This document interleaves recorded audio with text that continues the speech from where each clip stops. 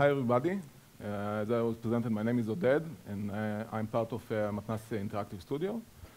I'm really happy to be here, and I think that it's a really good opportunity to talk about this issue that is rarely I'm hearing people talking about. And the first thing that I want to say that a lot of things that I'm going to talk about, I know that might be controversial, and people will not agree upon them. But I think that even just by talking to you about it, even I've just mentioned the things that I think that are relevant, I will make an impact. Like this was my personal experience, and I will talk about it further in the upcoming minutes. So my personal story that I remember myself since I was a small child, like 5 or 6 years old, and I was quite disappointed because I felt like I was born in the wrong time, that if I was born earlier, I could be a great inventor. I wanted to invent a lot of stuff. And everything was already invented. So it was too late for me, and I was really depressed about it. I was really depressed about it for years, even when I was young. And when I discovered the design field, and especially the interactive design, I felt relieved, because I thought that it's not about the what, it's about the how. And you can take everything that was already invented, like calendar, clock, everything, and do it better. So it was really uplifting, and a very good experience. And later on, I became an interactive designer and worked for it for many years, became more known in the community. And a few years later, a company that was working with the military approached me and asked me to create an interface for them. So the interface was for actually something that controls missiles that you can launch to anywhere. It's I don't want to go about the details, but while working about this project, they asked me, do you want to do this project? I said, yes, sure, it's cool. Like missiles and interface, it's very cool. But when I start working about the details, like I saw in the interface buttons and sliders and stuff like that. Actually, you need to decide the angle of the missile, how long it will take it to explode after he hit the target. You become starting to understand that what you do as a designer actually affects your environment. And this is something which requires responsibility. So I felt like I need to talk to other people about it because I was not sure. I felt like very confused about it, and I didn't know if I should keep doing it or if I should stop doing it. And I went to other people that I really appreciate their opinion, like other designers, my partners, my family. And most of them, like this was actually their answer. They didn't know what I'm talking about. Like all of them told me that I should really separate my professional life and professional opinions from my personal opinions. And it was really weird for me because I see no difference. There is no difference. If you spend like 8, 10, whatever hours a day on what we do, this is like a crucial part of our life. But this was the only reaction that I got from anyone. No one backed me up.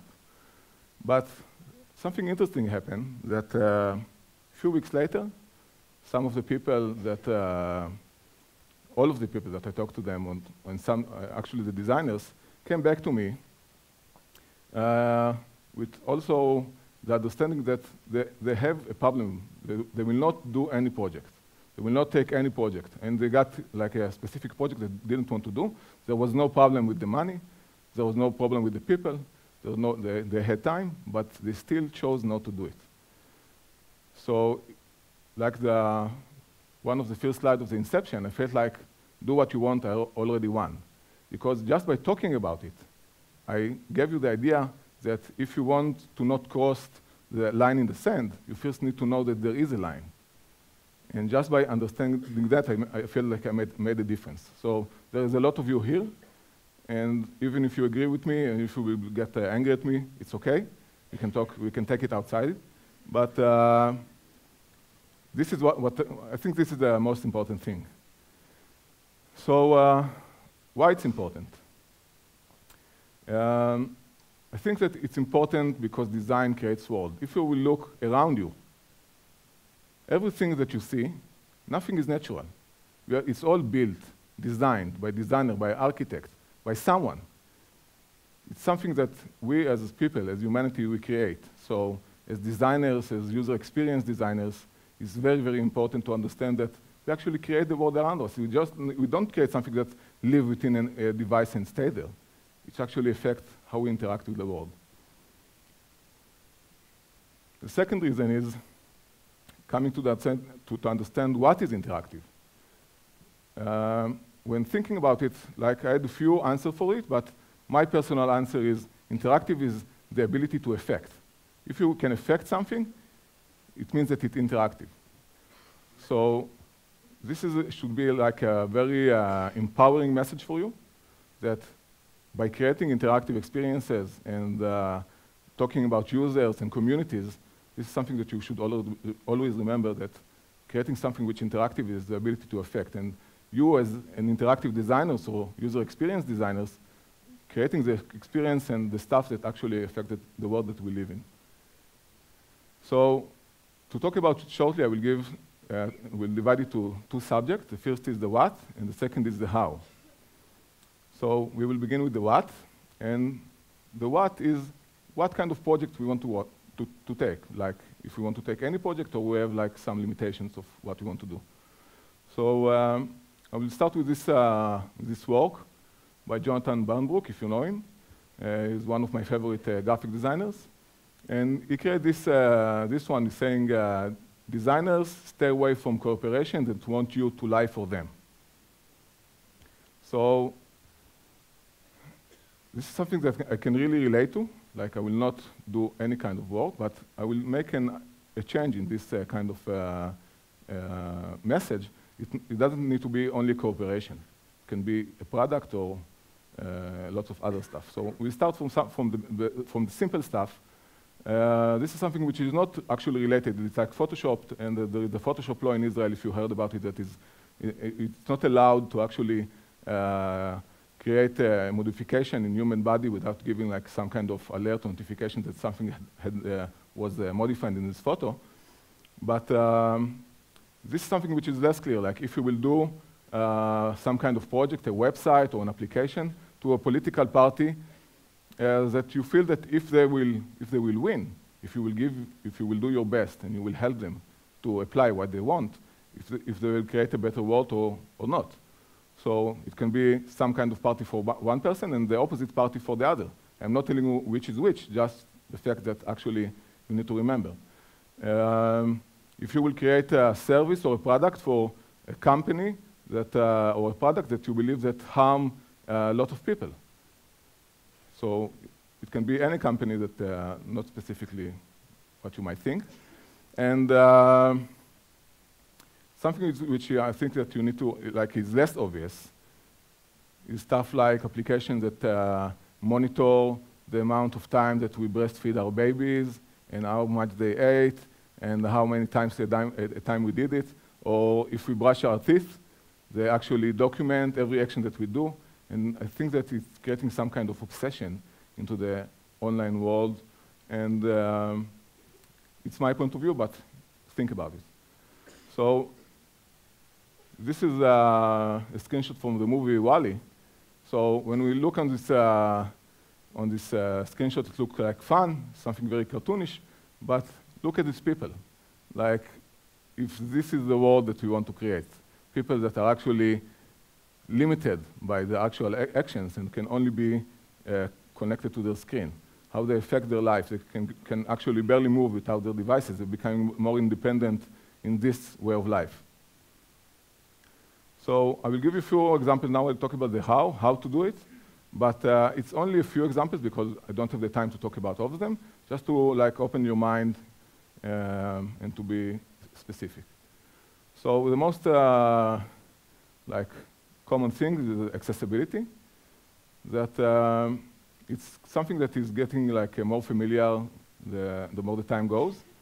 But actually creating, I believe that today and even more in the future, creating something which is not accessible to some kind of audience is like discriminating against it. So this is something that we should remember, that we want our products and services to be available to anyone, or at least to someone that we need to consider anyone that will use it.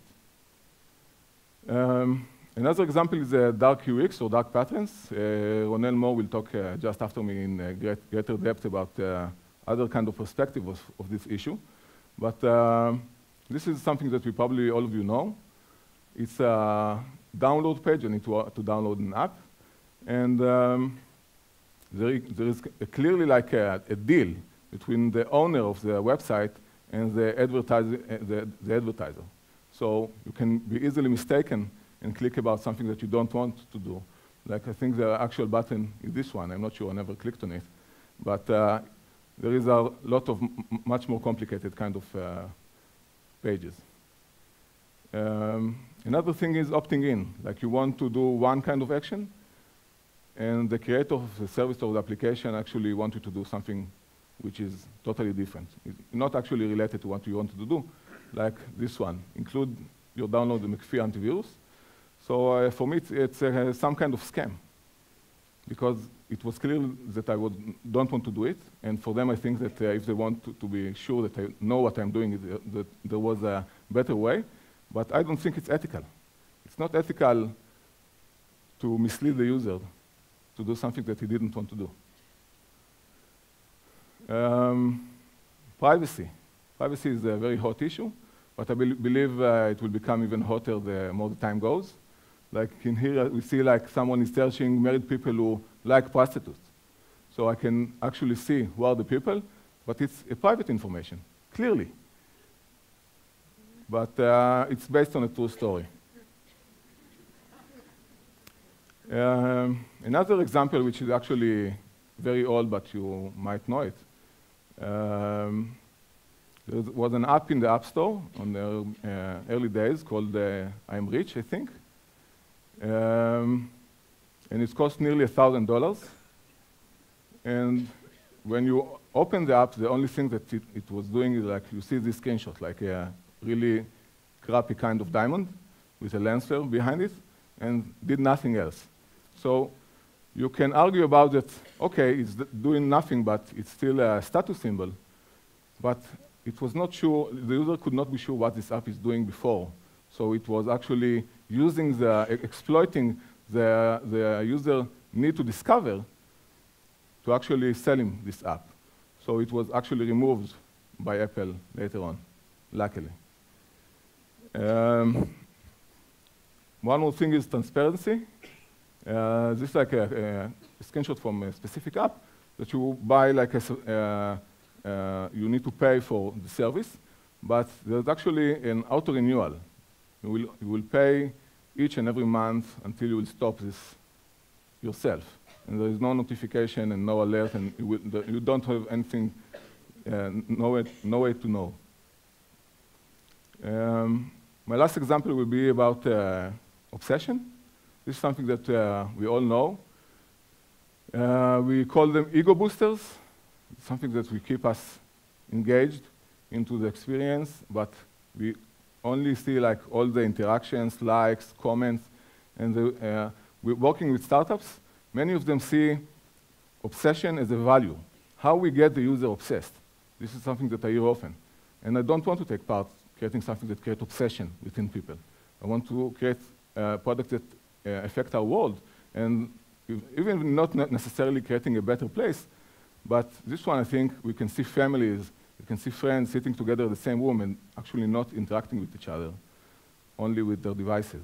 And it's okay from time to time, but when it becomes the main thing that people do, I think it's becoming a problem. And there is a solution, by the way, for this kind of behavior. Like few apps, like using the summary each few hours or once a day that give you like notification and you know what happened today or what happened, like you have 39 likes and not each likes by itself. So we'll talk about 5 common arguments against doing an ethical job, or to remember that like we should do something which is ethical, it's important to us. Like the first common argument is that money is bigger than principles. Money always wins. And it actually can be true, but only if you allow it. Only if you allow it, it will be true, but I don't believe it. I will sometimes will choose not to take a project if I'm not believing in him, and if I think it can be destructive to my environment. Another example is we are biased. Because when we are choosing a project and we're starting to work on this project, we are automatically expected to be on the client side, on the product side, to not only to give our professional opinion and not other kind of opinion. And I really think you should think about it twice. The third argument is we are dropping the ocean. And our work doesn't really matter. And I don't need to even explain it further because I talked about it earlier.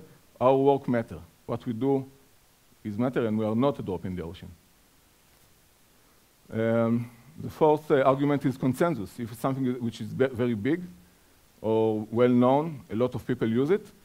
If it got into this status, it's okay. If many people are using it, it's okay that we should do it too. There is no problem with it. And I have many problems with a lot of well-known and big services. And the last one is somebody else will do it. If I won't do it, somebody else will do it, so I don't matter. Again, it's the same argument over and over. And I think that you will feel better about yourself. And you will feel like you actually affected the world to live in. And doing something which is ethical or saying not to something which you consider to be unethical will give you quite a good feeling. So let's talk about tools. Let's be practical, not talk in general. So I searched what UPA is saying about it. UPA ethical principles are: act in the best interest of everyone, be honest to everyone, and do not harm, and if possible, provide benefits. So for me, it's nice, but it's very vague.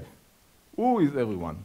It's not very clear about how we should do it. So I will try to give you, even though I think it's like a good start, I will give you my point of view and 3 tools that I think that can serve you even better. The first one, while doing the project, or even before taking it, think about, will you sign your name on it? Will you be proud of it? Will you be able to, will you want to publish it on your portfolio? And I think that this is a very good start, even before you start the project. It's a very good way to know if you want to do it. The second thing is, what if everybody else will be doing it? So maybe it's something very small, or like a very small effect, but if every other application will do the same, how it will affect our environment. Sorry.